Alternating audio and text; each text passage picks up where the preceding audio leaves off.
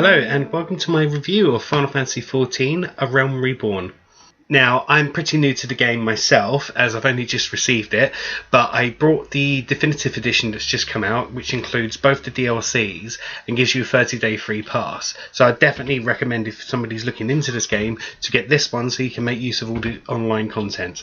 Now, not only am I new to the Final Fantasy XIV online games, I'm also new to MMOs itself. So I've never actually played any proper MMOs. So this is my first kind of experience on that level. And I have to say, I'm absolutely loving it.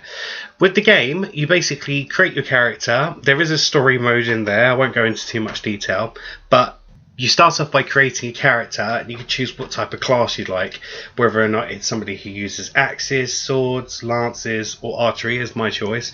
You can basically then create this character from scratch, and when you get delved into this world you can then start doing different various missions to slowly upgrade yourself and upgrade your weapons. So there's a leveling system in there. If you're trying it out in the free trial, which I did first of all, you can only max out to 20, but afterwards then you can level up as far as you need to, really.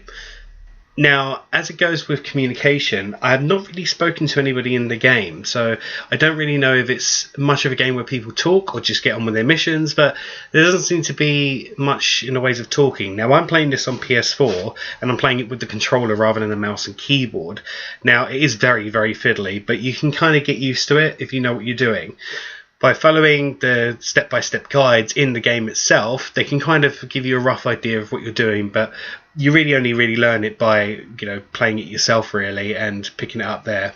Graphics-wise, this game is phenomenal. It looks so beautiful, and it absolutely indulges you into its world.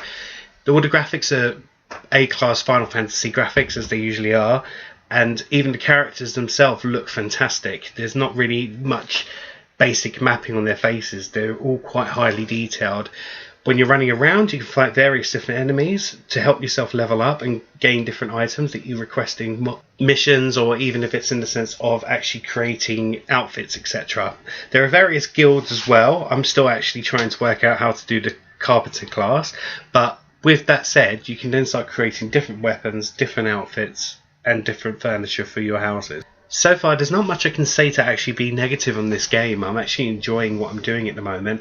It is a case of running around and doing various tasks and various quests, but they always still feel a little bit different, a little bit unique, especially when there's different ways you have to defeat enemies to actually pass the mission. Now, there is a subscription fee, which is usually about, for 30 days, $8.99, and that also gives you a max character creation of 8. So it's definitely worthwhile if it's something you want to get into. If you're already paying for subscriptions for things such as World of Warcraft, it's basically just another game to add on to that collection. Now, with the game itself, absolutely, as I said, thoroughly enjoying it. I think it looks beautiful, the gameplay's quite fun, the mechanics are really easy to use and easy to get the hang of.